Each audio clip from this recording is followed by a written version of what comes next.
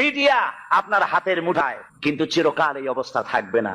তার জয় পুতুল স্বামীর নামে পরিচিত হোক, এটা তিনি চান না। উনি চান পুতুল জয় ইবনে ওয়াজিদ না হয়ে হাসিনা হোক, কারণ উনি স্বামীর প্রতি একটু বীতশ্রদ্ধ। একটা ডিগ্রি আছে বলে উনি 9টি ডিগ্রি সংগ্রহ করে স্বামীকে দেখাই দিয়েছেন, তোমার থেকে আমি কোনো অংশে কম নই। যে মহিলা নিজের স্বামীকে সন্তুষ্ট করতে পারে না, একটা স্বামীর মনোতুষ্টি করতে পারে না, স্বামীকে শ্রদ্ধা জানাতে পারে না, আল্লাহর জান্নাত তার জন্য হারাম। দেশের 12 কোটি মানুষকে তিনি কি সম্মান দিবেন? স্বামীর সম্মান যার কাছে নাই, স্বামীর মর্যাদা যার কাছে নাই। সুতরাং আজকে টেলিভিশনে যতই বক্তৃতা করেন, টেলিভিশন আজকে আপনার মিডিয়া আপনার হাতের মুঠায়, কিন্তু চিরকাল এই অবস্থা থাকবে না। পণ্ডিত জওয়াহরলাল নেহেরু একবার পাগলা গারদে গিয়েছিলেন, কি বলে এটাকে, মেন্টাল হসপিটাল। তো পাগলেরা পণ্ডিত নেহেরুকে দেখছে মাথায় কেস্টে টুপি, শেরওয়ানি, চশমা জামা, হাতে ছড়ি, দেখতে তো মানানসই সুপুরুষ। পাগলেরা বলছে তুমি কে গো? উনি বলছেন আমাকে চেনো নাই, আমি হচ্ছি ভারতের প্রধানমন্ত্রী পণ্ডিত জওয়াহরলাল নেহেরু। পাগলরা বলছে ও এই কথা, আমরা যখন এই পাগলা গারদে আসছিলাম এই তোমার মতো এরকম লম্বা লম্বা কথা আমরাও বলেছি, থাকো কিছুদিন আমাদের সাথে, তোমার মাথাও ঠান্ডা হয়ে যাবে। সুতরাং মাথা তো এখন খুব গরম, যার জন্য গরম গরম কথা বলছেন। ত্রাণ সাহায্য দিতে যায় আর আপনি বলেন ওরা নাটক করে। বিরোধী দলের নেত্রী, দেশ নেত্রী বেগম খালেদা জিয়াকে ত্রাণ সামগ্রী বিতরণ করতে না দিয়ে এলাকার লক্ষ লক্ষ মানুষকে, বনি আদমকে বঞ্চিত করেছেন আপনি। এদেশের বর্ষিয়ান জননেতা যিনি রাজনীতি করেছেন আপনার বাবার সাথে, সেই পিতৃতুল্য মর্যাদা সম্পন্ন নেতা অধ্যাপক গোলাম আজমকে মিরপুরে ত্রাণ সামগ্রী বিতরণ না করতে দিয়ে গোলাম আজমের সাথে বেয়াদবি করেছেন।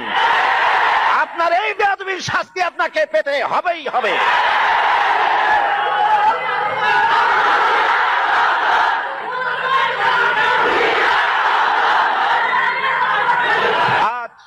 আজ স্পষ্ট করে বলি, বাংলাদেশে বলা হয় শিবির রক কাটে, বলে না?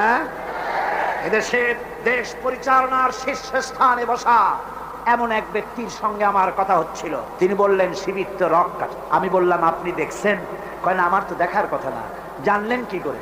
বলল যে পত্র পত্রিকায় লেখে, সব পত্রিকায় আসে সমানে রক কাটে। আমি বললাম পত্রিকার সকল কথা কি আপনি বিশ্বাস করেন? কয় সব পত্রিকায় লেখে, যখন বিশ্বাস না করে যাই কই। আমি বললাম তাহলে তো পত্রিকায় সব কথাও লেখে বর্তমান সরকার অযোগ্য, অথর্ব, অদক্ষ, দেশ চালাইতে পারে না, এটাও বিশ্বাস করেন? বেচারি আটকে গেল, জবাব দিতে পারলো না। এই কথাটা কেন মাথায় ঢোকে না? একটা মানুষের রক কাটা সহজ না গুলি করে মারা সহজ? কোনটা সহজ? যেখানে অস্ত্র পাওয়া যায়, লাখ লাখ অস্ত্র পাওয়া যায় চিরবাবের মতো, সেইখানে একটা মানুষ ঠাইসা ধরিয়া তার রক্তটা কাটতে তো সময় লাগে, সে চিৎকার মারতে পারে, লোকজন ডাকতে পারে, রক কাটবে কেন, গুলি করে তোমার রিবেলতে পারে। সুতরাং আসল কথা হলো, শিবিরের মতো একটা পবিত্র ছাত্র সংগঠন থেকে গোটা নতুন প্রজন্মকে মাহরুম করার জন্য এই অপপ্রচার শুরু হয়েছে।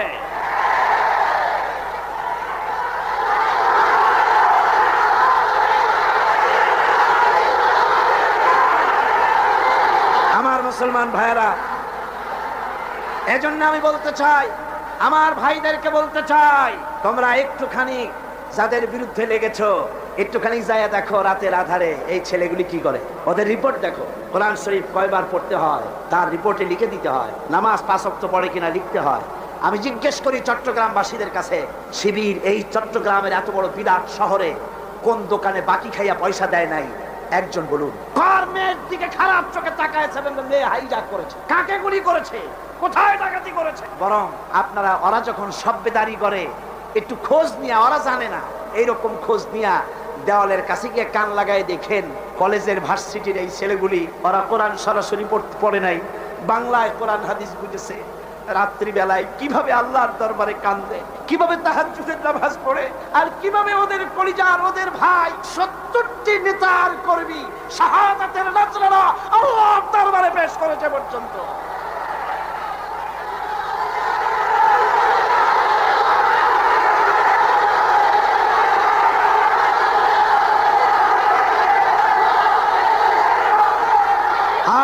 আমি আজ এই বিশাল জনসমুদ্রের পক্ষ থেকে বলতে চাই, চট্টগ্রাম বিশ্ববিদ্যালয়ের বাইরে একটা ছেলেকে কে বা কারা মারলো, সেই জন্য বিশ্ববিদ্যালয় বন্ধ করে দেওয়া হলো। কতদিন কেউ জানেন না?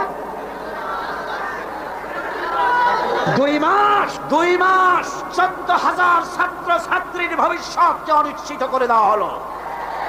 আমরা প্রতিটি হত্যার বিচার চাই, প্রতিটি হত্যার নিন্দা করি, কিন্তু কোন মন্ত্রীর কথা মতো বিশ্ববিদ্যালয় বন্ধ করে রাখা যাবে না। বিশ্ববিদ্যালয় কোন মন্ত্রীর শ্বশুর বাড়ির আবদার নয়, যৌতুক নয়।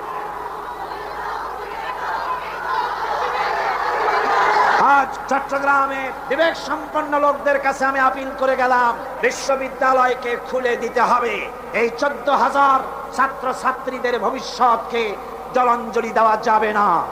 আপনারা একটা কথা শোনেন, পৃথিবীতে দেশ শুধু বাংলাদেশ না, আরো দেশ আছে না?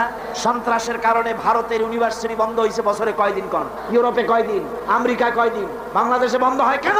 আর কারণ পেঁয়াজ রসুন যেমন এখন ভারত থেকে আমদানি করা লাগে, মুরগির ডিমের থেকে কসমের ডিম আমদানি করা লাগে, সুই থেকে শুরু করে প্লেনের পার্টস পর্যন্ত ভারত থেকে আনা লাগে। বাংলাদেশ এখন ভারতের কলোনি, ভারতের মার্কেট, ঠিক কিনা? সুতরাং পেঁয়াজ রসুন যেমন আমদানি করা লাগে, ডাক্তার, ইঞ্জিনিয়ার, প্রফেসর তাও যেন ভারত থেকে আনা লাগে। এই জন্য কলেজ বিশ্ববিদ্যালয় বন্ধ করে দেওয়া হচ্ছে।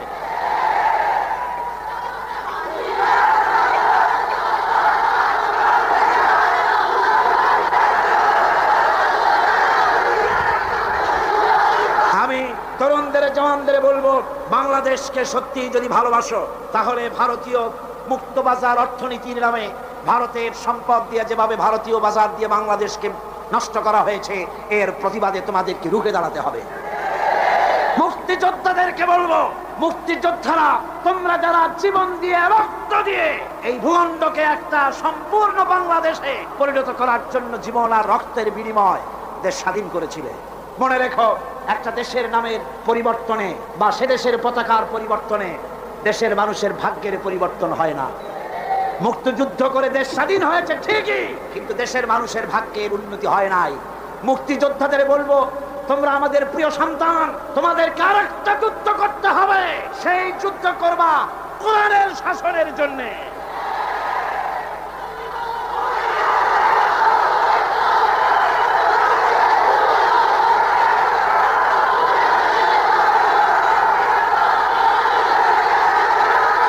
মুক্তিযোদ্ধারা, সমস্ত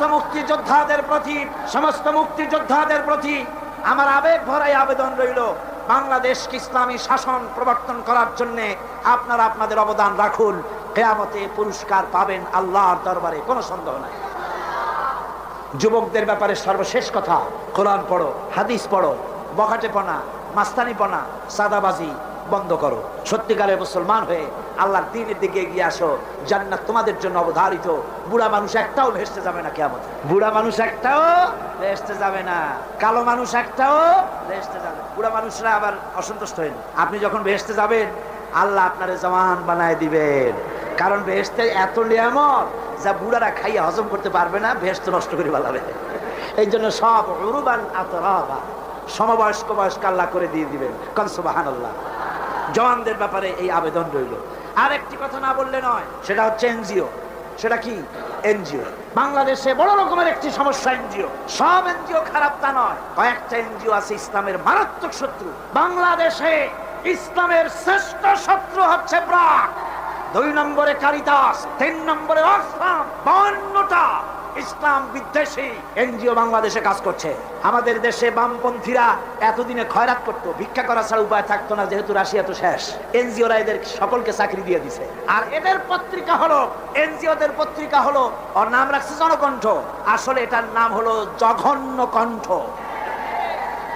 এই জঘন্য কণ্ঠ আজকের কাগজ, ভোরের কাগজ, সকালের কাগজ, বাংলা বাজার, সবুজ বাংলা, আলামী, যতগুলি পত্রিকা সব ভারতের টাকা দিয়া পত্রিকাগুলি পরিচালিত হয়। এনজিওরা এই পত্রিকার মাধ্যমে ওলামাদেরকে ফতোয়াবাজ বলে গালি দেয়, ঠিক কিনা? ওরা নিজেরা মতলববাজ, তাই আলেমদের বলে ফতোয়াবাজ। ওরা তুত গাছ লাগাইছে, জানেন তো তুত গাছ? বগুড়ায় গেলাম, ওরা কয় যে আলেমেরা সব তুত গাছ কাটছে। আমরা আলেমদের খাইয়ে খাইয়ে কাম নাই, তুত গাছ কাটবে। তুত গাছ লাগাইছো কেন? কেন তুত গাছ লাগিয়েছ? আমার দেশে সুতার প্রয়োজন, রেশমের এত কাপড় পড়বে কোন বড় লোক? তারপর যদিও রেশমি কাপড় দরকার, আমি মানলাম, সেজন্য এক জায়গায় শত শত বিঘা জমি কেন? সেখানে তোমরা তুত গাছের চাষ করো, কিন্তু মাইলের পর মাইল রাস্তার দুই ধারে তুত গাছ লাগায়া উদ্দেশ্যটা কি? কারা সংরক্ষণ করবে, কারা পোকা চাষ করবে, কারা তুত আহরণ করবে? আসল উদ্দেশ্য কি জানেন? আসল উদ্দেশ্য হলো দেশ যাতে বনায়ন করে দেশ সমৃদ্ধ না হয়। একটা মেহগনি গাছ লাগালে 15 বছর পর মেহগনি গাছের দাম হবে 20,000 টাকা, সেখানে তুত গাছ 20 বছর পরে দাম হবে না 10 টাকাও। বাংলাদেশের এই বনায়নের বিরুদ্ধে তুত গাছ লাগিয়ে তারা বড় বড় গাছ লাগাবার পথকে বন্ধ করে দিচ্ছে। সুতরাং এই বদনাম যদি তোমরা আমাদের দাও, শোনো, এই বদনাম যদি আমাদের দাও, আলেমেরা তুত গাছ কাটে, এই তুত গাছ দিয়েই আমরা তোমাদের ভূত ছাড়াবো ইনশাআল্লাহ। আজ শহর সমূহে আপনি যদি মসজিদ বানাতে চান জায়গা পাবেন না, ভূমি প্রশাসন থেকে বলবে জায়গা নাই। কিন্তু কারিতাস, অক্সফাম, এনজিওরা যদি জায়গা কিনতে চায়, চাষ বানাবার জন্য জায়গা কিনতে চায়, এই চট্টগ্রাম শহরে জায়গার অভাব হবে না। ঠিক কিনা কন? জোরে বলেন ঠিক কিনা? অদূর ভবিষ্যতে বাংলাদেশকে লেবানন এবং বৈরুত বানাবার একটা ষড়যন্ত্র নিয়ে এনজিওরা তারা কাজ করে যাচ্ছে। তারা আমাদের দেশের গরিব মানুষদেরকে খ্রিস্টান বানাচ্ছে। সুতরাং এনজিওরা তাদের অপতৎপরতা যদি বন্ধ না করে, তাহলে এই বাংলাদেশের 11.5 কোটি মুসলমানের মধ্য থেকে আবার টিপু সুলতানের জন্ম হবে, ফকির মজনু শাহর জন্ম হবে। আমরা এনজিও পিটাইয়া বঙ্গোপসাগর পার করে দেব।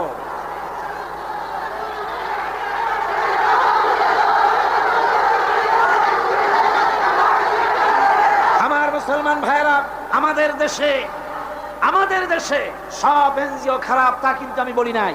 800 এনজিও কাজ করে, তার মধ্যে 600 এনজিও বাংলাদেশ বহু ভালো ভালো কাজ করে, আর বিদেশি 200-র ভিতরে 52টা এনজিও কাজ করে ইসলামের বিরুদ্ধে। তার ভিতরে শ্রেষ্ঠ হচ্ছে প্রাণ। একটা বাড়িতে যদি 5টা ছেলে বেকার থাকে আর একটা মেয়ে আছে, বেকার 5টা ছেলেরা তারা চাকরি দেবে না, চাকরি দেবে মেয়ে লোকটাকে। কোন ঠিক কিনা? জোরে কোন ঠিক কিনা? আমাদের মেয়েদেরকে বেপরোয়া করেছে, মোটর সাইকেলে চড়িয়েছে, ইজ্জত নষ্ট করেছে, বাংলাদেশের পারিবারিক বন্ধনকে বিনষ্ট করেছে। সুতরাং এই শয়তানি আমরা আর চলতে দেব না বাংলাদেশে ইনশাআল্লাহ। জোরে কোন ইনশাআল্লাহ। ভাইরা আমার, এরপরে আমার কথা হচ্ছে সাংবাদিক ভাইদের জন্য। সাংবাদিক ভাইরা যারা সাংবাদিকতা করেন, এটি একটি মহান পেশা। কোন আলহামদুলিল্লাহ। এই মহান পেশার দায়িত্ব যারা নিয়েছেন, আপনার একটা খবরে দেশের মধ্যে উত্তেজনার সৃষ্টি হতে পারে, আবার একটা বস্তুনিষ্ঠ সংবাদ পরিবেশনের কারণে উত্তেজনা প্রশমিত হতে পারে। ঠিক কিনা? সেজন্য সাংবাদিক বন্ধুদের বলবো, নিজের মত, দলের মত সংবাদ পরিবেশনায় যেন প্রভাবিত করতে না পারে, নিরপেক্ষভাবে বস্তুনিষ্ঠ সংবাদ পরিবেশনের চেষ্টা করুন। আমি দুঃখিত, এই চট্টগ্রাম এত বড় সবগুলি ন্যাশনাল পত্রিকার হেড অফিস, ন্যাশনাল পত্রিকার অফিস এখানে আছে কি নাই? আছে কি নাই?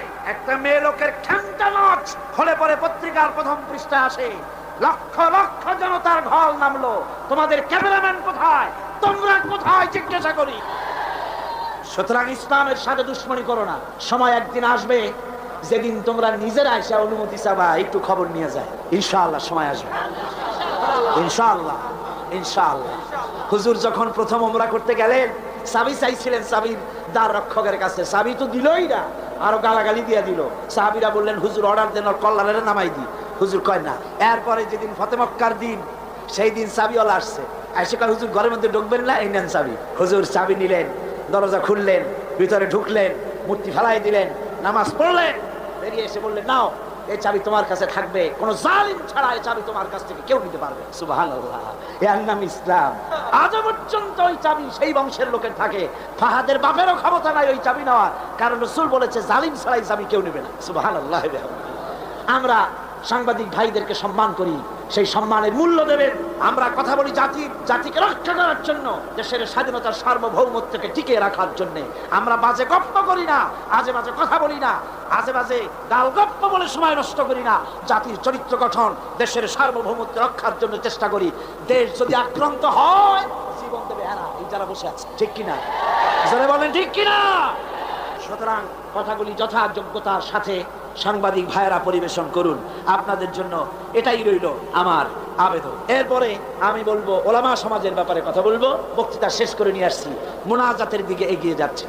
ওলামাদের ব্যাপারে বলবো, ওলামা হাজারাত, আপনারা হচ্ছেন দ্বীনের আমানত আপনাদের কাছে। আলহামদুলিল্লাহ, এই মাহফিলে আমি যদি হাত উঁচু করতে বলি, কয়েক হাজার আলেম উস্তাদ এখানে আছে।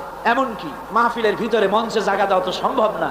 আমারে যারা পড়াইতে পারে, আমি যাদের জুতা বহন করার যোগ্যতা রাখি না, এরকম বড় বড় আলেম এই মাহফিলের মধ্যে বসা আছে। কোন সুবহানাল্লাহ, জোরে কোন আলহামদুলিল্লাহ। আমি ওলামাদের খেদমতে আরজ করব, আসুন আমরা এক হই, ন্যাক হই, ঐক্যবদ্ধ ভাবে গোটা জাতিকে সহি রাহনুমাই দেওয়ার তৌফিক আল্লাহ যেন আমাদের দেন। জোরে কোন আমিন। ওলামাদের মধ্যে গালাগালি দেওয়া, ফতোয়াবাজি করা, এগুলি বন্ধ করে দিতে হবে। এগুলো আগের থেকে অনেক কমছে, ঠিক কিনা? কন কমছে কিনা? আলহামদুলিল্লাহ অনেক কমেছে। আগে তো খালি কইতো কাফের, ও কাফের, সে কাফের, ওরে যে কাফের মনে না করে সেও কাফের। ওই কাফের মরলে পরে কবরে যে ঘাস হয়, সেই ঘাস যে গরুতে খায়, সে গরুও কাফের। আবার সিলেটে আছে দল্লিন আর জল্লিন নিয়ে ঝগড়া। হায় রে কপা, এমন ঝগড়া দল্লিন আর জল্লিন। কোন কিয়ামতে কি আল্লাহ জিজ্ঞেস করবে যে তুমি দল্লিন না জল্লিন? কোন জিজ্ঞেস করবে নাকি?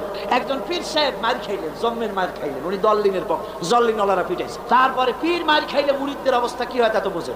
পরের দিন হাটবার ছিল, মারামারি লাগে। এ বলে তুমি কি কয়? আমি দল্লিন। আমি তো দল্লিন। পিঠের উপরে দিল বসায়। হাটবারের মার লোকেরা কয় ভাই তুমি আমার ধামাটা ধরো, আমার কিলটা দিয়ে আসে। একটা শুকনা শাকনা ছেলে, সে বলতেছে আল্লাহ আমি যেন কেউ, আমি গরিব মানুষ, শুকনা মানুষ, আমি যেন কোনো দলের সামনে পড়ি না, আমার একটু বাড়ি তুমি পুষাই দাও। এই বলে মারামারি সারা বাজারে মায়, দোকানের গলি দিয়ে আসতে বাইর হয়েছে যেন কেউ না দেখে। কিন্তু কপাল খারাপ, দুই দিক দিয়ে দুইজন আছে, দুই হাত ধরছে। একজনে বলে এই বেটা কি বল, আমি কিন্তু দল্লিন, তুই কি? ওই হাত যে ধরছে সে কয় আমি কিন্তু দল্লিন, সাবধান হয়ে কথা বলবি, তুই কি? যুবক ছেলে কয় ভাই আল্লাহর কসম আমি মোটে নামাজই পড়ি না। তারা দল্লিন আর জল্লিন কি? সামান্য সামান্য জিনিস নিয়ে ফতোয়াবাজি করা, গালাগালি করার কোনো মানে হয় না। ওলামায়ে কেরামদেরকে আজ এগিয়ে আসতে হবে, নেতৃত্ব হাতে নিতে হবে। বাংলার জনগণ তাকিয়ে আছে ওলামাদের দিকে। কোন আলহামদুলিল্লাহ, জোরে কোন আলহামদুলিল্লাহ। আলেমদেরকে ঐক্যবদ্ধ হওয়ার তৌফিক আল্লাহ দান করুন। তবে একটা ষড়যন্ত্র থেকে আমি জাতিকে হুঁশিয়ার করে দিতে চাই, সেটা হলো অনেক লোক আমাদের দেশে বিদেশ থেকে আসেন, নামের আগে ওলিয়ে কামেল লেখেন, আওলাদে রাসূল লেখেন, হেদায়ে মিল্লাত লেখেন, আমার দেশে নসিহত করতে আসেন, কিন্তু নিজের দেশে বাবরি মসজিদ যখন ভেঙে গেল একটা টু শব্দ করার সাহস হয় না। আদমের বোম্বাই, কর্ণাটক, দিল্লি, মাদ্রাস, আহমেদাবাদ, ক্যালকাটা, আসাম, মুর্শিদাবাদ, হাজার হাজার মুসলমানের রক্তের বন্যা বয়ে যায়। কংগ্রেসের পাঁচ আটা গোলাম বাংলাদেশে ওলিয়া কামেল হিসাবে আমরা মেনে নিতে পারি না। যদি বাপের ছেলে হও তাহলে ইন্ডিয়ান পার্লামেন্টে দাঁড়ায় বলো নরপশুরাও, ওটা নরসীমা না, নরপশু। আমরা খুশি হতাম যদি বলতে পারতেন তোমার এই পার্লামেন্টে জিন্দিগিতে আর একটা মুসলমান আসবে না যতক্ষণ 24 ঘন্টার ভেতরে এই মসজিদ যদি বানায় না দাও বাবরি মসজিদ। বাপের বেটা হও, নিজের দেশে কথা বলো, আমার দেশে অলির অভাব নাই, আলমের অভাব নাই। আজ মানুষকে ফাঁকি দেওয়া, প্রতারণা করা বরদাস্ত করা হবে না, বরং টাকা দিয়ে আমার দেশের রাজনীতির ভিতরে তারা নাক গলাতে আসে। ঠিক কিনা কর, যারা বলেন ঠিক কিনা? ইন্ডিয়ার এই ষড়যন্ত্র থেকে গোটা জাতিকে এবং উলামায়ে কেরামকে আমি সচেতন করে দিতে চাই। বন্ধুগণ, আল্লাহ রাব্বুল আলামিন আমাদেরকে তৌফিক দিন, ষড়যন্ত্রের হাত থেকে বেঁচে এই বাংলাদেশকে আল্লাহর কোরআনের রাষ্ট্রে যেন পরিণত করে দিতে পারি, এ তৌফিক যেন আল্লাহ দেন। জোরে কোন আমিন। এখন মোনাজাত হবে, মোনাজাতের জন্য দাঁড়ানো ভাইরা সবাই বসে পড়ো। যত মুসলমান আছেন সব বসে পড়ো, কেউ আর দাঁড়িয়ে থাকবেন না। মোনাজাত কেউ আর দাঁড়িয়ে থাকবেন না। প্রশাসনিক দায়িত্বশীল ব্যক্তিবর্গ যারা আছেন তাদেরকে অনুরোধ করব, ডিসি, এসপি, জজ, ম্যাজিস্ট্রেট, টিএনও, এই ধরনের দায়িত্বশীল যারা আছেন তাদেরকে অনুরোধ করব ইনসাফের উপরে ভিত্তি করে প্রশাসনিক দায়িত্ব পালন করবেন। লক্ষ্য রাখতে হবে, খেয়াল রাখতে হবে, আল্লাহর কাছে আপনাদেরকে একদিন আল্লাহর কাছে জবাবদিহি করতে হবে। কথা ঠিক কিনা? মন্ত্রী হন, প্রেসিডেন্ট হন, প্রশাসনে যারা আছেন হক বিচার করবেন, ন্যায় বিচার করবেন। কোন দলের কথা মতো বিবেককে বিক্রি করবেন না। অনেক সময় আছে, আমি তো জানি অনেকের সঙ্গে মহব্বত আছে, একজন পুলিশ সুপারিনটেন্ডেন্ট, পুলিশ কমিশনার আমার কাছে বলছিলেন, কোন এক জেলার পুলিশ কমিশনার আমাকে বলছিলেন যে যে কাজটা করলাম বিবেকের বিরুদ্ধে, চাকরি রক্ষা করতে গিয়ে করতে হলো। বললাম ইমানের বিরুদ্ধে, বিবেকের বিরুদ্ধে যদি চাকরি করতে হয় এমন চাকরি বাদ দিয়া পানের দোকান দিয়ে খান, তাও আপনার সম্মান বাঁচবে, আল্লাহর কাছে ইজ্জত বাঁচবে। সুতরাং দলের কথা নয়, প্রশাসনিক দায়িত্বশীল ভাইদের বলবো দলের কথা মতো নয়, আইন মতো, আইনের শাসন প্রতিষ্ঠা করার জন্য বদ্ধপরিকর হন। কারো টেলিফোনে কোন হাইজাকার কোন লুটেরা, কোন বদমাস, কোন লুচ্ছা, কোন খুনিকে ছেড়ে দিবেন না। তাতে চাকরি যদি চলে যায় যেতে পারে, ঠিক কিনা? পুলিশ ভাইদের বলবো, আপনাদের বিরাট দায়িত্ব। পুলিশ ভাইরা, আপনাদের বিরাট দায়িত্ব। যে কোনো গভর্নমেন্ট আসুক, আপনাদের কাজের কোনো অভাব নাই, কষ্টটা আপনাদেরই বেশি হয় সব সময়। আপনারা ঘুষ বিবর্জিত জীবন যাপন করুন, মানুষের প্রতি ইনসাফ করুন। আল্লাহ রাব্বুল আলামিন আপনাদেরকে যারা পাহারা দেয়, আর্মি, মিডিয়া, পুলিশ, যারা শান্তি শৃঙ্খলা এবং আইন শৃঙ্খলা পরিস্থিতি রক্ষার জন্য যারা পাহারা লাগায়, তাদের সম্পর্কে রাসূল বলেছেন, আল্লাহর নবী বলেন, মুসলিম দেশের সীমান্ত এলাকায় আইন শৃঙ্খলা রক্ষার জন্য যারা পাহারা লাগায় 1 ঘন্টা, তাহলে সারা রাত লাইলাতুল কদরে হাজরা আসওয়াদের সামনে দাঁড়ায়া সারা রাত ইবাদত করলে যত সওয়াব পাওয়া যাবে, 1 ঘন্টা মুসলিম দেশের পাহারা দিলে সেই সওয়াব পাওয়া যায়। আপনাদের চাকরি, আপনাদের ইবাদত। হালাল রুজি খান, ঘুষকে শুকরের মাংসের মতো মনে করুন। হালাল রুজি খাইয়া নামাজ পড়ুন, 5 ওয়াক্ত ডিউটির ফাঁকে ফাঁকে 5 ওয়াক্ত নামাজকে আদায় করুন। মানুষের উপরে জুলুম করবেন না। অনেক ট্যাক্সিওয়ালা আছে, খামোখা ট্যাক্সি ট্রাক রাস্তায় ধরিয়া একেবারে অহেতু তার কাছ থেকে 5 টাকা 10 টাকা আদায় না করিয়া ছাড়ি না, বহুত কষ্ট দেয়। ওরা কষ্ট পায়, ওরা বদদোয়া করে। আপনি টাকা পেলেন ঠিক, কিন্তু ট্যাক্সিওয়ালা, রিক্সাওয়ালা বদদোয়া করলো, এই বদদোয়াটা লেগে গেল। আইনে যদি কিছু হয় সেটা ভিন্ন কথা, কিন্তু বেআইনি ভাবে কার উপর অত্যাচার করবেন না। আল্লাহ পাক পুলিশ ভাইদের প্রতি রহম করুন, আর্মি, বিডিআর সকলের প্রতি রহম করুন। সকলের জন্য দোয়া হবে। এখন একটু ঘোষণা আছে, ঘোষণা শুনুন, তারপরে আমরা মোনাজাত করব। লাইলাতুল মেরাজের এই পবিত্র মোনাজাতে সকলে অংশগ্রহণ করবেন, কেউ বাদ যাবে। এখন মোনাজাত, বইপত্রের শেষ কথা। অধ্যাপক মুফিজুর রহমান সাহেব বলেছেন, ইমানের অগ্নি পরীক্ষা। যে ইমানের কথা এতক্ষণ শুনেছেন, গত 4 দিন শুনেছেন, ইমানের অগ্নি পরীক্ষা। কয়েকজনের দাম জিজ্ঞেস করেছেন, এটা যারা সেপেছে ঢাকায়, আমার লেখা ইমানের অগ্নি পরীক্ষা, এটার হাদিয়া যারা সেপেছে তারা রেখেছে মাত্র 35 টাকা করে। ইমানের অগ্নি পরীক্ষা জিকির আজগার সহ এর মধ্যে আছে, যাওয়ার সময় খরিদ করে নিয়ে যাবেন। আল্লাহ পাক সকলকে তৌফিক দিন। মোনাজাতের আগে আসুন আমরা তওবা পড়ি। সবাই পড়েন আউযু বিল্লাহি মিনাশ শাইতানির রাজীম। সব ভাই নামাজের কায়দায় বসেন, নামাজের কায়দায় বসুন, আর কিবলামুখী তো হয়েই আছে। আউযু বিল্লাহি মিনাশ শাইতানির রাজীম, বিসমিল্লাহির রহমানির রহিম।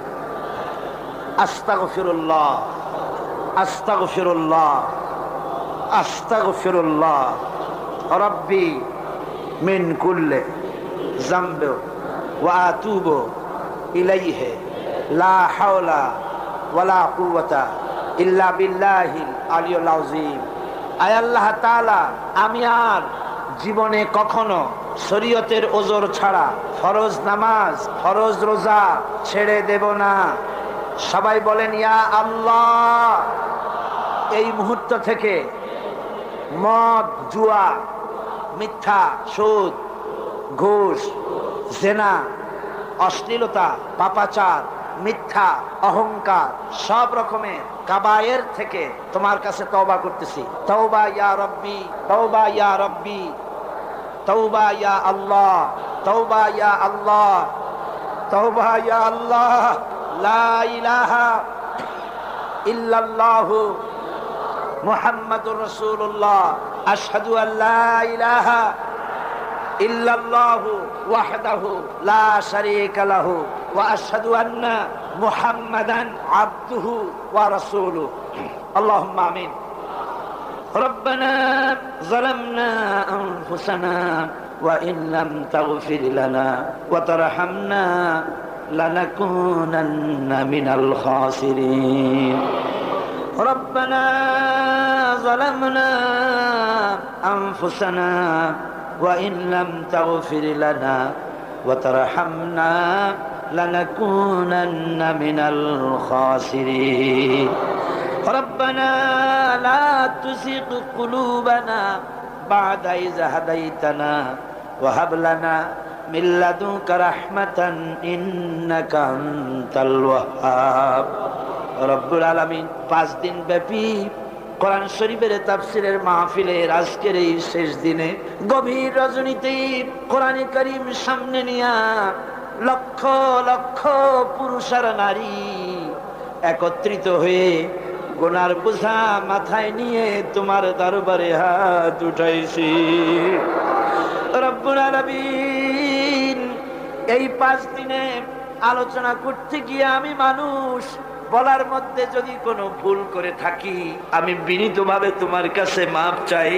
আয় আল্লাহ, তোমার বান্দাদের দিল থেকে, স্মৃতি থেকে সে ভুল কথাগুলি মিটাইয়া দাও। আর হক কথা যা বলেছি আল্লাহ, তেলাওয়াত হয়েছে, দরুদ ও সালাম হয়েছে, আলোচনা হয়েছে, জিকির আজগার হয়েছে, সওয়াবটুকুন জানাবে মুহাম্মদ রাসূলুল্লাহ সাল্লাল্লাহু আলাইহি ওয়াসাল্লামের রূহ মুবারকে পৌঁছায়া দাও। রব্বুল আলামিন আদম আলাইহিস সালাম থেকে নিয়ে আজ পর্যন্ত পৃথিবীর মাটির নিচে যত মুমিন মুমিনাত শুয়ে আছে আল্লাহ সকলকে তুমি মাফ করে দাও। রব্বুল আলামিন এই মুহূর্তে মনে পড়ে গেল আমাদের বাপজানের কথা, আম্মাজানের কথা মনে পড়ে গেল। রব্বুল আলামিন আমরা আমাদের জনম দুঃখিনী মা যাদের হারায়া গেছে আল্লাহ,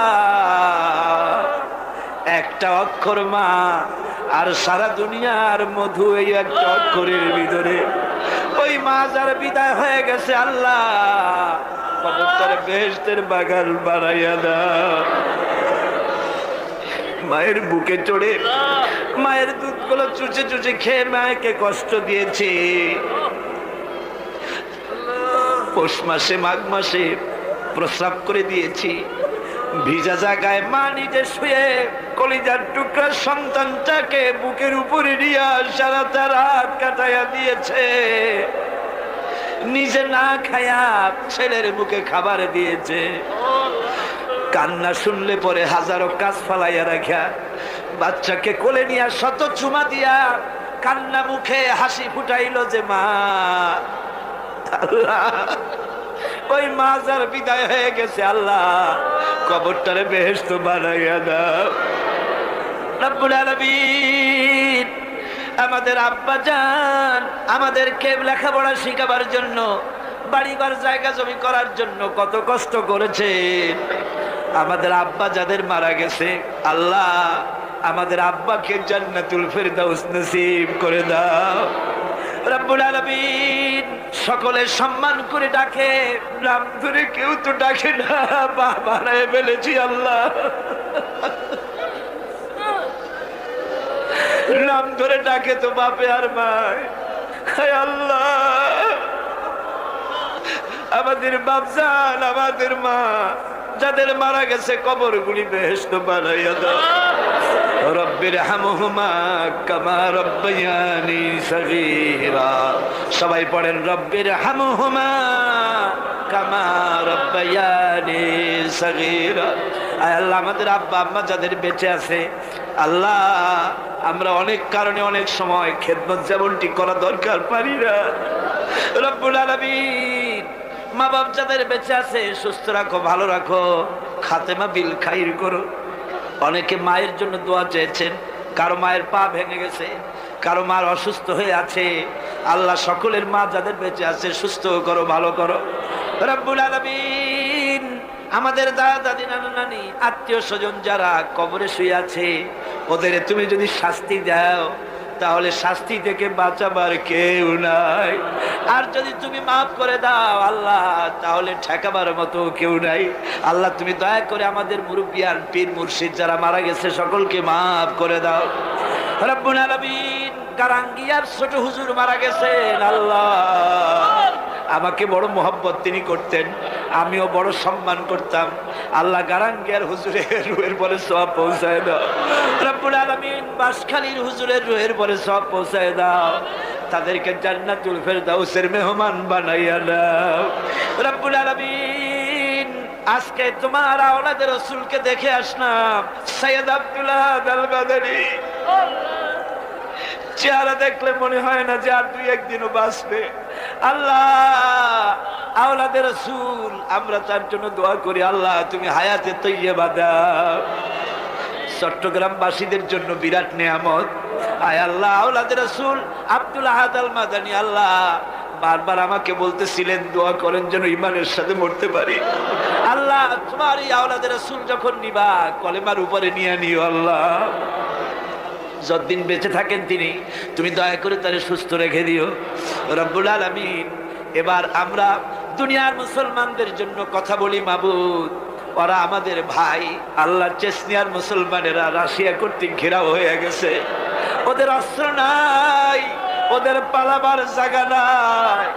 আল্লাহ, চেচনিয়ার মুসলমানগুলির হেফাজত করো। আল্লাহ, বসনিয়ার মুসলমানগুলি হেফাজত করো। মুসলমান মারতে মারতে শেষ করে দিল। আল্লাহ, তুমি আমাদের উপরে রাগ করো না। আয় আল্লাহ, কাশ্মীরের মুসলমানগুলি ভারতের জালিম সরকার মেরে মেরে শেষ করে দিল। আল্লাহ, কাশ্মীরের স্বাধীন বানাইয়া দাও, বসনিয়ারে স্বাধীন বানাইয়া দাও, চেচনিয়ারে স্বাধীন বানাইয়া দাও, আলজেরিয়া স্বাধীন বানাইয়া দাও। সোমালিয়ার মানুষ না খেয়ে মরে গেল, আল্লাহ তাদের খাবার দাও। আল্লাহ, আমাদের অনেক দোষ, অনেক গুনাহ আছে, স্বীকার করি। আমরা নাফরমান তাও স্বীকার করি, আমরা গুনাহগার তাও স্বীকার করি। কিন্তু আল্লাহ, আমাদের তো একটা ভালো পরিচয় আছে বাবু, সে ভালো পরিচয়টার দিকে একটু তাকাও। আমাদের ভালো পরিচয় হলো আমরা তোমার হাবিব মুহাম্মদ সাল্লাল্লাহু আলাইহি সাল্লামের উম্মত। আল্লাহ রব্বুল আলামিন, এবার আমরা নিজেদের কথা বলি। গুনাহ করে করে পিছনের জীবনটাকে নষ্ট করে ফেলেছি। গুনাহ ছাড়া কিছু নাই, নাফরমানি করছি। কোন গুনাহ বাদ আছে যা করি নাই? আয় আল্লাহ, কিয়ামতের দিন তুমি যদি জিজ্ঞেস করো যৌবনকাল কেমনে কাটাইছো, জবাব দেওয়ার পথ রাখি নাই। তুমি যদি জিজ্ঞাসা করো টাকা কামাই করেছো কোন পথে, জবাব দেওয়ার পথ রাখি নাই। তুমি যদি জিজ্ঞাসা করো খরচ করেছো কোন পথে, জবাব দেওয়ার পথ রাখি নাই। আল্লাহ গো, তো আমাদের কাছে তোমার যা দেনা ছিল তুমি সব শোধ করছো। আমাদের চোখ দিয়েছো, নাক দিয়েছো, কান দিয়েছো, বিবেক দিয়েছো, বউ দিয়েছো, বাচ্চা দিয়েছো, টাকা দিয়েছো, পয়সা দিয়েছো। যার যোগ্যতা রাখি না তাও দিয়েছো।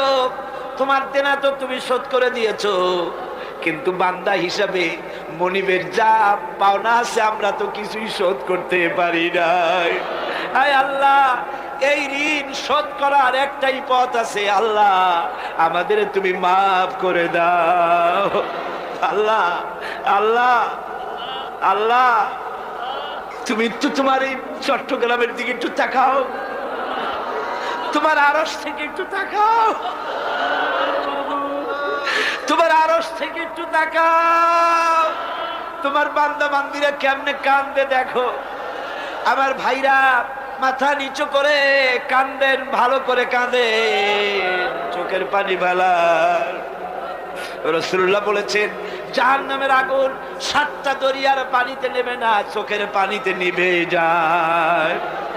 আল্লাহ, জাহান্নামের আগুনে আমরা জ্বলতে পারবো না। আল্লাহ, জাহান্নামের আগুন আমাদের জন্য তুমি হারাম করে দাও। রব্বুল আলামিন, তুমি তাকাও। আয় আল্লাহ, এইভাবে করে যদি মায়ের কাছে দাঁড়াইয়া যদি মা মা বলে কাঁদতাম, এমন নিষ্ঠুর মা কি আছে যে কোলে না নিয়ে পারত? আল্লাহ, মায়ের চাইতে 1,00,000 গুণে মায়া তোমার বেশি, আমাদের রহমতের কোলে উঠাইয়া নাও। রব্বুল আলামিন, এই 5 দিনের তাফসীরের মাহফিলের যারা স্বেচ্ছাসেবক ছিল, রাত দিন খাইয়া না খাইয়া, রাত দিন জেগে জেগে কাজ করতে করতে চেহারাগুলি কালো হয়ে গেছে। আল্লাহ, এই স্বেচ্ছাসেবকগুলির জন্য জাহান্নাম হারাম বানাইয়া দিও। আল্লাহ আল্লাহ, মাওলানা শামসুদ্দিন, হায় আল্লাহ, তুমি তার চোখ নিছো, আমরা চোখ ফেরত চাই, শামসুদ্দিনের চোখ ভিক্ষা চাই। হায় আল্লাহ, অধ্যাপক মুফিজ সাহেব, মাওলানা আবু তাহের সাহেব, আহসানুল্লাহ সাহেব, জওয়ান মানুষগুলো ইসলামের কাজ করে করে বুড়ো হয়ে যেতেছে। আল্লাহ, শাহজাহান চৌধুরী, এই ধরনের যত আছে, মুমিনুল হক চৌধুরী, আল্লাহ তোমার এই দিনের খাদেমগুলির চেহারার দিকে তাকায় দেখো। আল্লাহ, সকলের নাম তো আমার মনে আসে না। আল্লাহ, তোমার দিনের খাদেমদের তুমি কবুল করো। আল্লাহ রব্বুল আলামিন, লাইলাতুল মেরাজ, মেরাজের রাত্রে বড় আশা করে কোরআন শরীফ সামনে নিয়ে তোমার দরবারে হাত তুলেছি। আল্লাহ, তুমি আমাদের খালি হাতে ফিরাইয়া দিও না। যত মা বোন এসেছেন আল্লাহ মা বোনদেরকে পর্দায় থাকার তৌফিক দাও, ব্যাধি থাকলে মাফ করে দাও, স্বামীর নির্যাতন থাকলে আল্লাহ ভালোবাসায় পরিণত করে দাও, নিঃসন্তানীকে সন্তান দান করে দাও।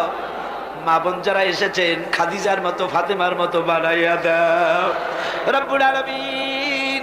এই বাংলাদেশে কোরআনের শাসন চালু হয়েছে, একটা বারের জন্য দেখার তৌফিক দিয়া দাও। আয় আল্লাহ, দুনিয়ার অফিসগুলি যত রাত হতে থাকে অফিসগুলি বন্ধ হয়ে যায়, আর রাত যত বাড়ে তোমারও রহমতের অফিস তত কর্মচঞ্চল হয়। আয় আল্লাহ, এখন রাত দুপুর হয়ে এসেছে, তোমার রহমতের দরজাগুলি খোলা হয়ে গেছে। আল্লাহ, রহমতের নজর দিয়া তাকাও।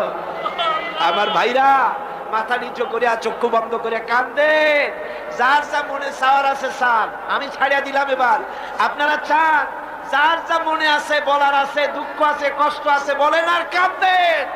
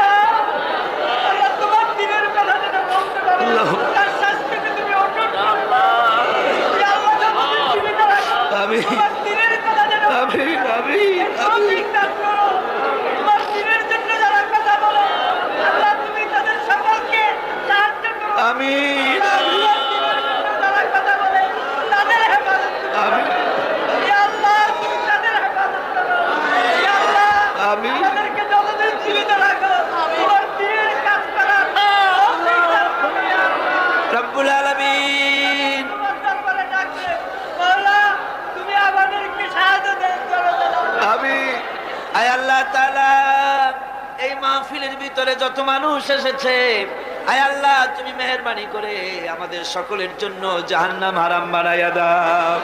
আল্লাহ আরেকখানা দোয়া করি, লাইলাতুল মেরাজে তাফসীরের মাহফিলের দোয়া কবুল হবে বলে আল্লাহ বলতেছে। আল্লাহ, এর মধ্যে বহুত মানুষ আছে মক্কা দেখে নাই, মদিনা দেখে নাই। আল্লাহ, যারা মক্কা মদিনা দেখে নাই, হজ করার তৌফিক আল্লাহ সকলকে দিয়ে দাও রব্বুল আলামিন। তোমার হাবিবকে তামাম জিন্দেগির ভিতরে একটা রাতে রাসূলুল্লাহর সঙ্গে আমাদের স্বপ্নে জিয়ারত করাইয়া দিও আল্লাহ রব্বুল আলামিন। আয় আল্লাহ, কোনটা ইসলামী বিশ্ববিদ্যালয় আল্লাহ তুমি মঞ্জুর করে নাও আল্লাহ। আয় আল্লাহ, ইসলামী বিশ্ববিদ্যালয় মঞ্জুর করে নাও। আয় আল্লাহ, কর্ণফুলী পত্রিকা আল্লাহ কবুল করে নাও রব্বুল আলামিন। আয় আল্লাহ, তোমার কাছে কি চাইবো, চাওয়ার আগে অনেক কিছু তুমি দিয়েছো। আয় আল্লাহ, যে যা চাইলো সকলকে আল্লাহ তুমি দিয়ে দাও। আয় আল্লাহ তাআলা, বাংলাদেশের সেনাবাহিনী, বাংলাদেশের বিডিআর, বাংলাদেশের পুলিশ বাহিনী তোমার রহমত দিয়ে ঢেকে রাখো আল্লাহ। আল্লাহ, বাংলাদেশের বিমান বাহিনী, নৌবাহিনী, সেনাবাহিনী, পুলিশ, বিডিআর সকলকে দিনের মুজাহিদ বানায় দাও। বাংলাদেশের সব ডিসি, সব এসপি, সব জজ, সব ব্যারিস্টার, সব আইনজীবী সকলকে খাঁটি মুসলমান বানায় দাও আল্লাহ। আল্লাহ, দিনদার বানাও, পরহেজগার বানাও। সাংবাদিক ভাইদের উপরে রহম করো, দিনের রাস্তায় চলার তৌফিক দাও। আল্লাহ তাআলা, এই কলেজ কর্তৃপক্ষ প্রতি বছর তাফসীরের মাহফিলের জন্য জায়গা দেয়, আল্লাহ কিয়ামতে ওনাদের জন্য বেহেশতের জায়গা তুমি দিয়ে দিও আল্লাহ। এই কলেজকে তুমি কবুল করে নিও আল্লাহ। আর একটা দোয়া মনে পড়লো, প্রত্যেক বছর মাহফিলে আনোয়ার চৌধুরী সাহেব যতদিন আমার পেরে ওই হাই স্কুল মাঠে, কলেজিয়েট মাঠে মাহফিল হতো, আমার পাশে বসে আমাকে চা বানায় খাওয়াইতো। বেচারা এখন ঠিক মতো নামাজও পড়তে পারে না, তার কষ্ট শুনেছি।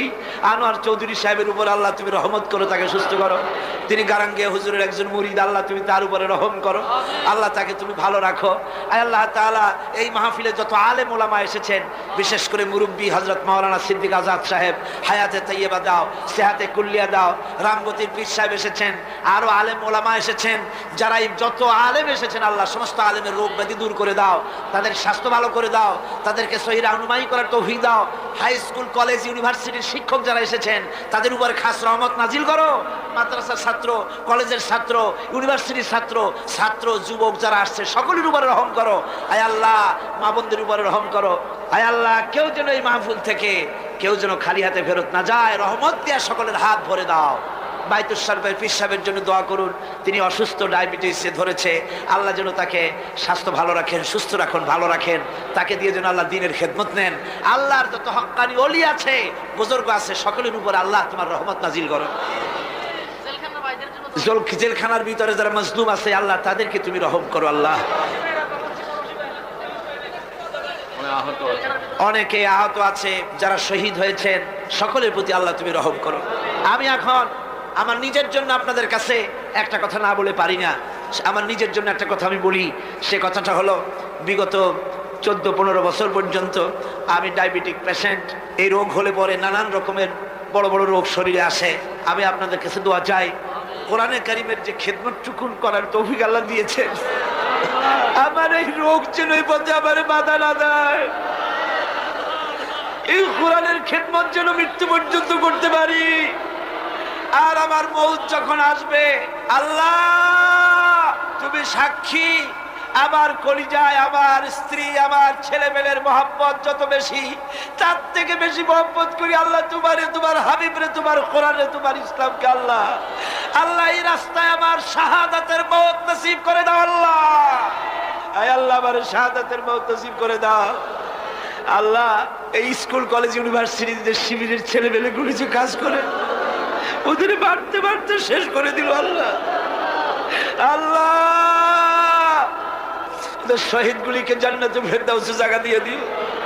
ওদের সাথে যারা শত্রুতা করে, আল্লাহ তাদেরকে ওদের বন্ধু বানিয়ে দিও। বাংলাদেশ কোন দিকে যাচ্ছে আমরা বুঝতে পারতেছি না। আল্লাহ বাংলাদেশে একটা শান্তিপূর্ণ সমাধান করে দাও। আল্লাহ আল্লাহ আমাদের সকলের দোয়া কবুল করো, সকলের দোয়া কবুল করো। এবার সকলে আকাশের দিকে দুটি হাত উঁচু করে দেন, আল্লাহরে ডাকেন, আল্লাহরে ডাকেন, কান্দেন বাইরা, কান্দেন। আর কানবেন কবে? আজই তো কান্দার দিন। দুটি হাত আকাশের দিকে তুলে বলেন, ইয়া আল্লাহ, বলেন ইয়া আল্লাহ, ইয়া আল্লাহ, ইয়া রহমান, ইয়া রহিম, ইয়া হাইয়্যু, ইয়া কাইয়্যুম, ইয়া আল্লাহ, আল্লাহ, ইয়া আল্লাহ। আমাদের কান্নার আওয়াজ মদিনায় পৌঁছে দে খোদা।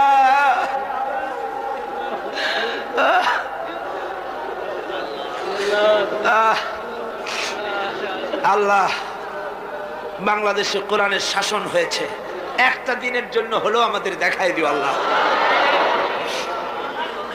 ইসলামের জন্য যারা কাজ করে তাদের উপরে রহম করো। যারা মুসলমান হলো, আল্লাহ তাদেরকে খাঁটি মুসলমান বানাই দিও।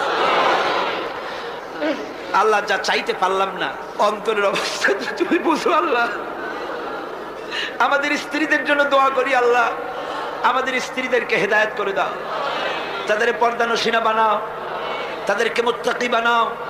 আল্লাহ তাদের উপরে রহমত করো, তাদের রোগ ব্যাধি ভালো করো। আল্লাহ আমাদের ছেলে মেয়ে যা দান করেছো সবগুলিকে দিনদার বানাও, নামাজি বানাও। আমাদের ছেলে মেয়েগুলিকে নামাজি বানাও, নামাজি বানাও। আমাদের ছেলে মেয়ের নামাজ দেখা, তাদের দিনদারি দেখে আমাদের চক্ষু যেন ঠান্ডা হয়। আল্লাহ এইরকম ছেলে তোমার কাছে চাই। আল্লাহ আল্লাহ আজকের দোয়া ফিরাইয়া দিও না বাবু। আমরা এই বিশ্বাস নিয়ে হাত নামাচ্ছি, যা বলছি সব তুমি কবুল করেছো। ربنا تقبل منا إنك أنت السميع العليم وتب علينا إنك أنت التواب الرحيم سبحان ربك رب العزة عما يصفون وسلام على المرسلين الحمد لله رب العالمين واجعل آخر كلمتنا عند الموت لا إله إلا الله محمد رسول الله আসসালামু আলাইকুম ওয়া রাহমাতুল্লাহ। এরপরে আল্লাহ পাক বলছেন, ওয়া আতাকুম মিন কুল্লি সালতুমুহু ওয়া ইন তাউদ্দু নি'মাতাল্লাহি লা তুহসুহা ইন্নাল ইনসানা লাযালুমুন কাফফার। আল্লাহ পাক বলেন, তোমাদের প্রতি আল্লাহ পাকের দয়া, তার রহমত, তার করুণা এত বেশি, তোমাদের সকল চাহিদা তিনি পূরণ করেছেন, কোনো চাহিদা বাকি রাখেন নাই। আমাদের চাওয়ার আগে আমাদের যা কিছু প্রয়োজন আল্লাহ রাব্বুল আলামিন সব সাপ্লাই করেছেন। যেরকম সুবহানাল্লাহ। ওই আল্লাহ পাক বলেন, ওয়া ইন তাউদ্দু নি'মাতাল্লাহি লা তুহসুহা।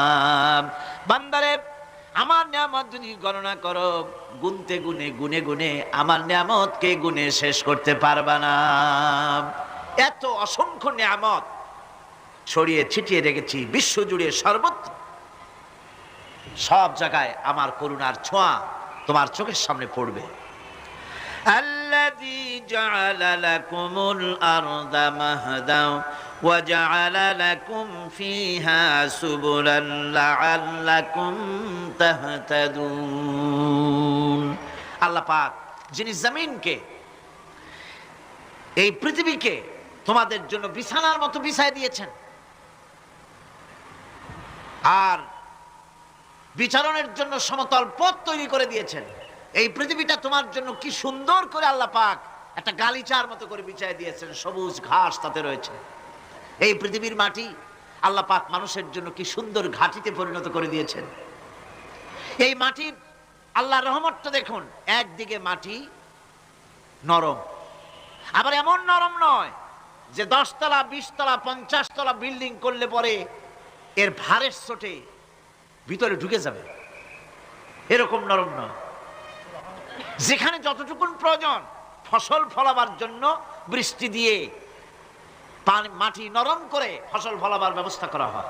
আবার বিল্ডিং তৈরি করার জন্য মাটি যেমন শক্ত হওয়া দরকার তেমন শক্ত আল্লাহ পাক করে দিয়েছেন।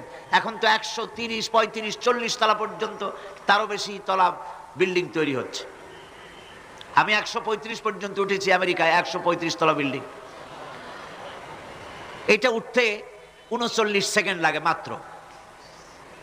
এখন এদের লিফটটা কি পাওয়ারফুল চিন্তা করেন, সা করে একটা শব্দ হয় আর আপনি দেখছেন যে 135 তলার ছাদের উপর উঠে গেছে। নিচের দিকে তাকাইলে মানুষগুলো ছাগলের ছাওয়ার মতো এতটুকু এতটুকু দেখা যায়, গাড়িগুলো পিঁপড়ার মতো দেখা যায়।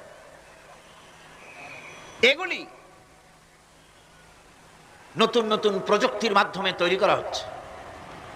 এখন এই বিশাল বিল্ডিং, এত ওজন, এই ওজন ধারণ করার জন্য মাটিকে আল্লাহ পাক ভারসাম্য, শক্তির ভারসাম্য দান করেছেন। এটাকে আর আল্লাহ পাক নরমও করেছেন আবার শক্তও করেছেন। এই মাটি, এই পৃথিবী আমাদের জন্য বিশাল এক নিয়ামত আল্লাহ পাক করে দিয়েছেন, ফসল ফলাবার জন্য, চলাফেরার জন্য।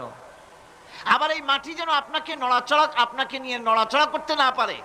মাঝে মাঝে ভূমিকম্প হয় না? পৃথিবীতে ভূমিকম্প জোন যেগুলি আছে সেগুলি হচ্ছে Japan, China, turkey, Iran, America, এরকম বিভিন্ন দেশে ভূমিকম্পের জোন, এগুলি ভূমিকম্প এলাকা। আমাদের এসব দেশে ভূমিকম্প কম হয়, তবে ইদানিং একটু একটু শুরু হয়েছে। আল্লাহ যেন এই ভূমিকম্পের গজব থেকে আমাদেরকে বাঁচান। এত আস্তে আমিন বললেন কেন? আল্লাহ পাক কি প্রচন্ড ক্ষমতার মালিক। তিনি রহমত করে এ জমিনকে সুন্দর স্থিতি স্থাপক, একটা স্থিতিশীলতা করে দিয়েছেন। এই পৃথিবী যেন আমাদের নিয়ে নড়াচড়া করতে না পারে সেজন্য আল্লাহ পাক পাহাড় সৃষ্টি করেছেন। চট্টগ্রামে পাহাড় আছে না? রাঙামাটি, খাগড়াছড়ি, বান্দরবান পাহাড় আছে না? আছে। লোকেরা এই পাহাড়ের উপকারিতা বোঝে না, সমানে পাহাড় কাটে। যারা পাহাড় কাটেন তারা আত্মঘাতী কাজ করেন, তারা পৃথিবীর মানুষের ক্ষতি করেন। পাহাড় আল্লাহ পাক তৈরি করেছেন। আল্লাহ কোন জিনিস খেলতামাশার জন্য তৈরি করেন নাই। গতকাল এই আয়াতটি আমি পড়েছিলাম, আল্লাযীনা ইয়াযকুরুনাল্লাহা কিয়ামান ওয়া কুউদান ওয়া আলা জুনুবিহিম ওয়া ইয়াতাফাক্কারুনা ফি খালকিস সামাওয়াতি ওয়াল আরদ রব্বানা মা খালাকতা হাযা বাতিলা। নিরর্থক করে আল্লাহ পাক কোন জিনিসকে তৈরি করেন নাই।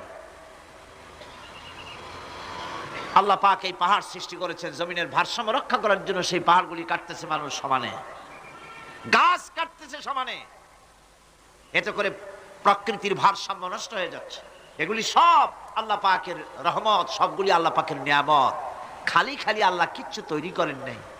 ব্যাংকগুলারে জনমের মতো খাইয়া ব্যাঙের ব্যবসা করে, চীনের কাছে ব্যাংক বিক্রি করে এখন বাংলাদেশ মহাবিপদে পড়েছে। এখন ব্যাংক কোথায় পাওয়া যায় তাই তালাশ করে, কারণ এই ব্যাঙের উপকারিতা আগে জানা ছিল না। এত কীটনাশক ওষুধ ছড়ানো লাগতো না।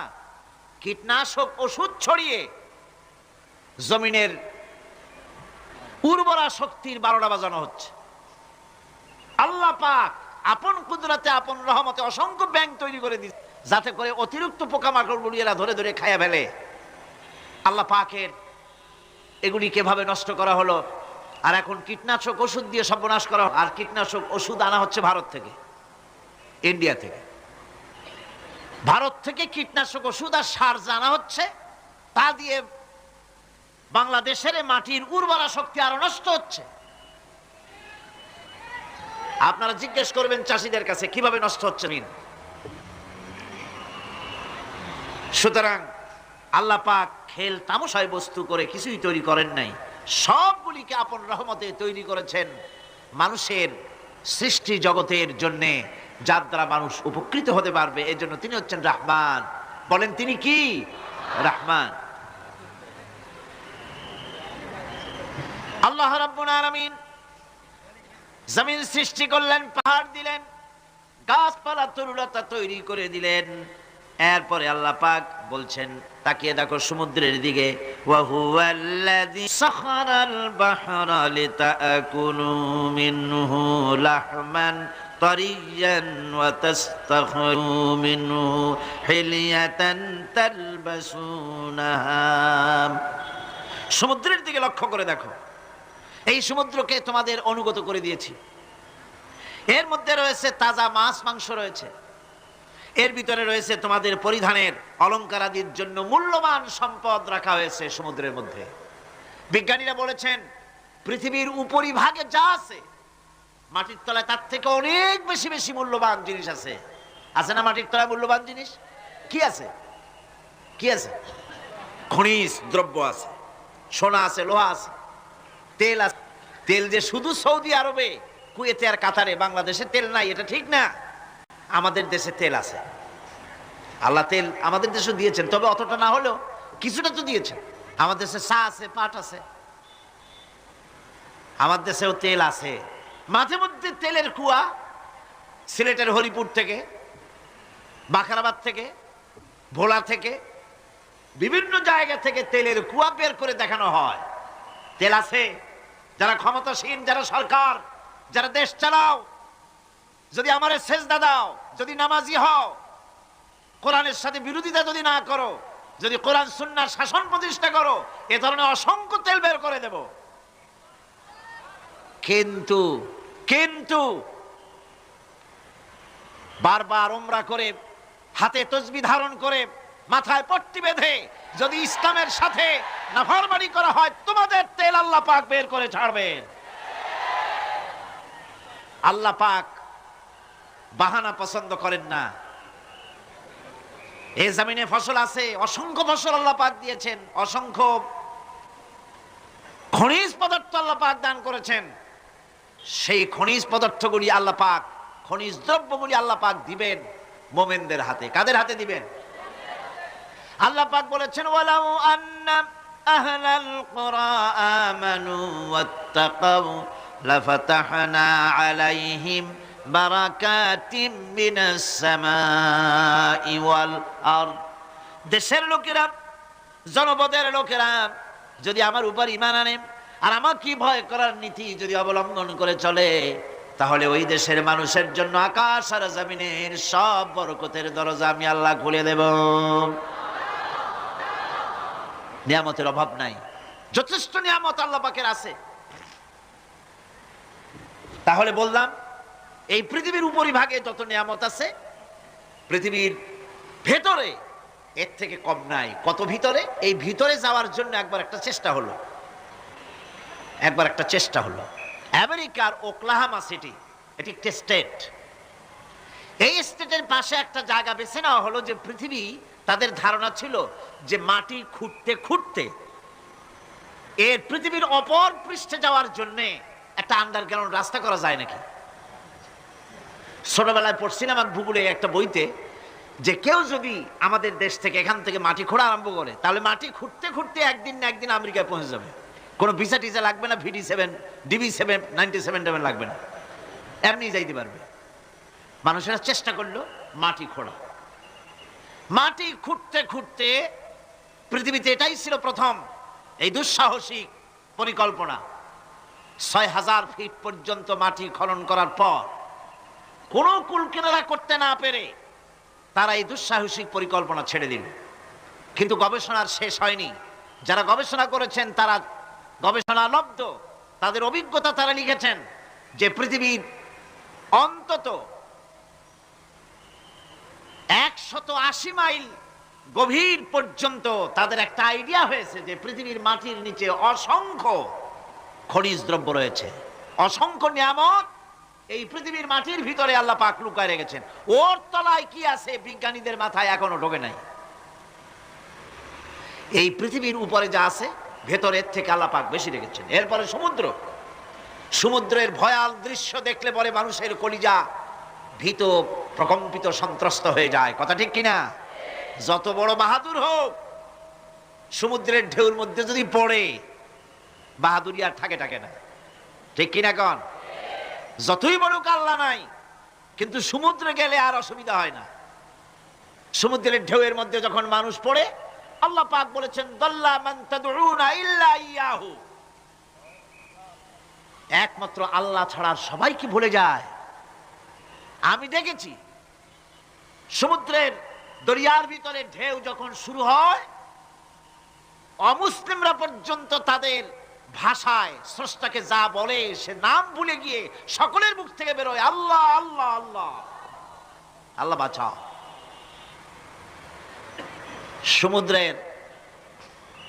সমুদ্র বিরাট রহস্য, একটি বিরাট রহস্য। বারমুদা ট্রায়াঙ্গলের কথা আপনারা শুনেছেন। বারমুদা ট্রায়াঙ্গলটা কি, এটা এখনো বিজ্ঞানের কাছে স্পষ্ট হয়নি। বারমুদা ট্রায়াঙ্গলের যে এরিয়া আছে, প্রশান্ত মহাসাগর এবং আটলান্টিক মহাসাগরের মোহনায়, এইখান থেকে যখন কোনো প্লেন যায় অথবা কোনো জাহাজের রেঞ্জে আসে, প্লেন হারিয়ে যায়, জাহাজ হারিয়ে যায়, কোথায় যায় কেউ হদিস করতে পারে না। এই সমুদ্র, মহাসমুদ্রের ভিতরে আল্লাহ রাব্বুল আলামিন অসংখ্য রহস্য রেখে দিয়েছেন, যা বিজ্ঞানীরা উদ্ঘাটন করতে পারেনি। এই মহাসমুদ্রের ভিতরে রয়েছে ম্যাগনেটিক পাহাড় পানির তলায়। যদি রাডারে ধরা না পড়ে জাহাজের, তাহলে এর রেঞ্জের ভিতরে আসলে এমন আকর্ষণে টেনে নেবে, পাহাড়ের সাথে লেগে টক করে লেগে জাহাজ চানাচুর হয়ে যাবে। এই মহাসমুদ্রের ভেতরে আল্লাহ পাক মাছ রেখেছেন, অসংখ্য মাছ রয়েছে, অসংখ্য ধরনের প্রাণী রয়েছে। আর তিনি এমন রহমান, প্রত্যেকটি প্রাণীর আবার আত্মরক্ষার জন্য হাতিয়ার তার সাথে সাথে দিয়ে দিয়েছেন। এক প্রকারের মাছ আমি নিজে দেখেছি সি ওয়ার্ল্ডে গিয়ে, এক প্রকারের মাছ আছে, সে যদি আক্রান্ত হয় তাহলে তার পেছনের দরজা থেকে এক প্রকারের লাভা, এক প্রকারের আটা জাতীয় জিনিস ছেড়ে দেয়। ওইটা পানি তড়িৎ গতিতে, আর পানি আশেপাশে পানিগুলি ইলেকট্রিফাইড হয়ে যায়। যে তাকে আক্রমণ করতে আসছে ইলেকট্রিক শক খেয়ে পালানো ছাড়ার পথ থাকে না। আবার আরেক প্রাণী, আরেক প্রকারের মৎস্য আছে যেগুলি আক্রান্ত হলে পরে সে তখন তার মুখ থেকে ব্লু রঙের, গাঢ় কালো রঙের এক প্রকারের কতগুলি লালা বের করে দেয়, তার আশেপাশে একদম কালো অন্ধকার হয়ে যায়, তারা আর কেউ দেখতে পারে না। এভাবে করে প্রত্যেককেই আত্মরক্ষার জন্য আল্লাহ পাক হাতিয়ার দিয়ে দিয়েছেন। সুবহানাল্লাহ। সেই সমুদ্রের ভেতরে এই ধরনের মৎস্যরাজি, বিরাট বিরাট প্রকাণ্ড প্রকাণ্ড প্রাণী আল্লাহ পাক সেখানে রেখেছেন। এরপরে এই সমুদ্রের মধ্যে রয়েছে মণিমুক্তা। আল্লাহ পাক বলছেন তোমরা পোশাক তৈরি করবে, তোমাদের স্ত্রীদের জন্য অলংকার আদি তৈরি করবে, সেজন্য ওর ভিতরে মণিমুক্তা মহামূল্যবান জিনিস এই সমুদ্রের ভেতরে আমি দিয়ে রেখেছি। আপন কুদরতে, আপন মেহেরবানিতে, কেউ আমার কাছে চায় নাই, আমি নিজের থেকে তোমাদের সমস্ত প্রয়োজন মিটিয়েছি, যা লাগবে সব জোগাড় করে দিয়েছি। এখন দেখুন আল্লাহ রাব্বুল আলামিন তার রহমতের নমুনা প্রাণী জগতের দিকে লক্ষ্য করে দেখেন। আল্লাহ রাব্বুল আলামিন সমস্ত প্রাণী জগৎ, দুনিয়ায় মানুষ বাদে যত প্রাণী আছে সমস্ত প্রাণীর দিকে তাকান। মানুষের কথা তো গতকাল বলেছি। সমস্ত প্রাণীগুলি কি আল্লাহ রাব্বুল আলামিন তাদের সাথে তাদের সমস্ত জিনিস দিয়ে দিয়েছেন। এর মধ্যে কোনোটাকে আল্লাহ পাক বোঝা বহন করার জন্য কোন প্রাণীকে তৈরি করেছেন, আবার মানুষের জন্য, জিহাদের জন্য, যুদ্ধ করার জন্য কোন প্রাণী তৈরি করেছেন, চাষাবাদ করার জন্য প্রাণী তৈরি করে দিয়েছেন। কোরআন বলছি ওয়াল আনআমা খালাকাহা লাকুম ফিহা দিফউন ওয়া মানাফিউ ওয়া মিনহা তাআকুলুন। তিনি বিভিন্ন ধরনের জীব পয়দা করেছেন, যার থেকে তোমাদের শীতের পোশাক এবং অন্যান্য কল্যাণকর কাজ যেন তোমরা করতে পারো, সেজন্য পশুর গায়ে যে পশম দেওয়া হয়েছে, এতে পশুরও কাজ হয়। আবার এই পশমগুলি গ্রীষ্মকালে কেটে নিয়ে তাই দিয়ে মানুষের শীতবস্ত্র তৈরি করা হচ্ছে। আপনার গায়ের, আপনার গলার মাফলার, আপনার সোয়েটার, আপনার চাদর, আপনার কম্বল, এগুলি আল্লাহ পাক তৈরি করার জন্য দুনিয়ার যত প্রাণী তৈরি করেছেন, প্রাণীগুলির গায়ে, চতুষ্পদ জন্তুর গায়ে পশম দিয়ে, সেগুলি দিয়ে এগুলি তৈরি করার ব্যবস্থা করেছেন। আবার আল্লাহ রাব্বুল আলামিন বলেন ওয়ালাকুম ফিহা জামালুন হিনা তুরিহুনা ওয়া হিনা তাসরাহুন। যখন সেগুলি মাঠে সকালবেলায় চড়তে নামে, আবার বিকেল বেলায় যখন পালবদ্ধ হয়ে বিকেল বেলায় যখন ঘরে ফেরে, তখন দেখার এক সৌন্দর্য এমন হয় যা সত্যি উপভোগ্য। লক্ষ্য করে দেখবেন, এগুলি শহরে কম দেখা যায়, গ্রাম্য অঞ্চলে মাঝে মধ্যে যাবেন, সব দিকেই আল্লাহ পাক এভাবে ছড়িয়ে রেখেছেন। এভাবে করে ওয়াতাহমিলু আসকালাকুম ইলা বালাদিন লাম তাকুনু বালিগিহিম ইল্লা বিশাক্কিল আনফুস। আল্লাহ পাক বলেন, এভাবে করে আমি জন্তু জীব তৈরি করেছি যারা তোমাদের বোঝাগুলি এক শহর থেকে আর এক শহরে, এক গ্রাম থেকে আর এক গ্রামে বোঝাগুলি বহন করে নিয়ে যায়। এভাবে আমি যদি চতুষ্পদ জন্তু তৈরি না করতাম, তোমরা নিজেরা ঘাড়ে করে, পিঠে করে এ বোঝাগুলি বহন করা বড়ই কষ্টসাধ্য হয়ে যেত। উটের পিঠে করে, গাধার পিঠে করে, গরুর গাড়ি বানায়া, হাতির পিঠে করে, কত বিরাট বিরাট বোঝা, টনকে টন বোঝা এভাবে পশু দিয়ে টেনে নেওয়া হয়। আল্লাহ পাক বলছেন এগুলি আমার রহমত। এরপরে এই পশুর ভিতরে হালাল গোশত তৈরি করে তোমার খাবারের ব্যবস্থা করেছি। ওয়া ইন্না লাকুম ফিল আনআমি লাইবরা নুসকিকুম মিম্মা ফি বুতুনিহি মিন বাইনি ফারসিন ওয়া দামিন লাবানান খালিসান সাইগাল লিশারিবিন। তোমাদের চতুষ্পদ জন্তুর মধ্যে দেখবে বুদ্ধিমান, দূরদৃষ্টি সম্পর্ক লোক যারা, তাদের জন্য আমি এর মধ্যে নিদর্শন রেখেছি। তোমাদের দুগ্ধবতী গাভীগুলি, যার দ্বারা তোমরা দুধ পাও, এগুলি জমিনের ঘাস খেলো, খড় খেলো, আর এর দ্বারা রক্ত তৈরি হলো, পায়খানা তৈরি হলো, পেশাব তৈরি হলো, পাশাপাশি রাস্তা দিয়ে পরিষ্কার সুস্বাদু দুধ আমি আল্লাহ রাব্বুল আলামিন তোমাদের জন্য দান করেছি। এত নিয়ামত আল্লাহ পাক দিলেন, আল্লাহ পাকের বিনিময়ে কিছুই চান নাই। কিছু চাইছেন নাকি? বলেন, কিছু চাইছেন? কিছুই চান না।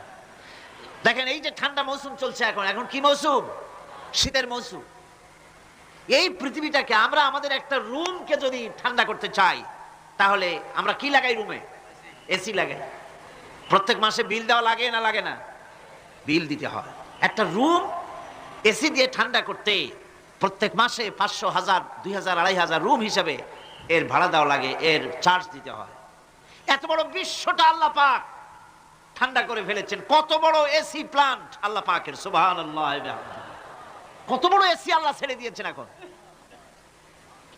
ঠান্ডায় মানুষ, এখানে তো মানুষে গরম লাগে, সেই গরমে আপনারা আরাম পাচ্ছেন, যে গায়ের জামা টামা খুলে ফেলাইছে, ঠিক কিনা? মানুষের গরমও একটা গরম। তাহলে আল্লাহ রাব্বুল আলামিন এই যে ঠান্ডাটা দিলেন, মজার মৌসুম দিলেন, এই ঠান্ডার জন্য আমাদের কাছে কোনো বিল পাঠান নাই ফেরেশতার মাধ্যমে। শীতকাল গিয়ে পরে ফেরেশতারা কি বিল নিয়ে আসছে নাকি, যে শীতের মৌসুমে যে ঠান্ডা উপভোগ করেছো এটার জন্য বিল দিতে হবে? এবার দেখেন সূর্যের তাপ, সারা পৃথিবীতে যত উত্তাপ আছে, ভালো করে বোঝেন, সারা পৃথিবীতে পেট্রোল জ্বালায় আগুন তৈরি করে, ডিজেল জ্বালায় আগুন তৈরি করেন, কাঠ জ্বালায় আগুন তৈরি করে।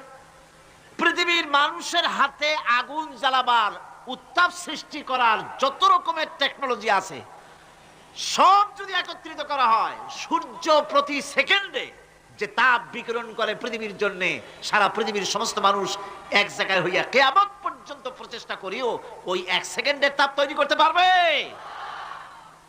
পারবে না। শুধু আল্লাহ রাব্বুল আলামিন তিনি বিরাট নিয়ামত রেখেছেন সব জিনিসের মধ্যে। এই নিয়ামতগুলি বুঝতে হবে।